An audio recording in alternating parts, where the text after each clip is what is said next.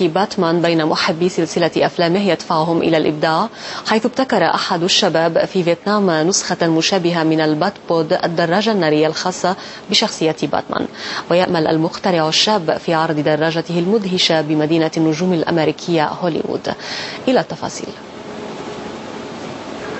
هذا الشاب الفيتنامي ليس من رياضي دراجات نارية، ولكنه من المعجبين بالرجل الوطواط باتمان وسلسلة أفلامه.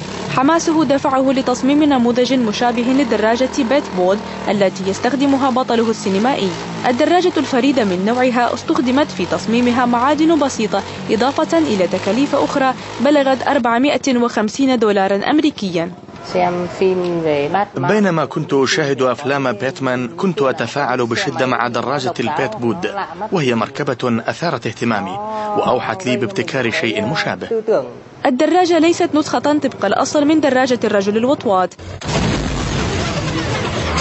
لأنها لا تحتوي على مدافع أو أسلحة، كما تبلغ سرعتها 90 كيلومترا في الساعة. المبتكر الفيتنامي لم يستطع مشاهدة الجزء الأخير من سلسلة أفلام باتمان، وهو بعنوان صحوة فارس الظلام، لأن عمله الابتكاري يتطلب تركيزا وجهدا مكثفا، ويبدو أنه لم يأسف كثيرا لذلك. حلم التالي هو سيارة باتمان، ويوم ما قد أقوم بأبحاث حتى أتمكن من ابتكار طائرة باتمان.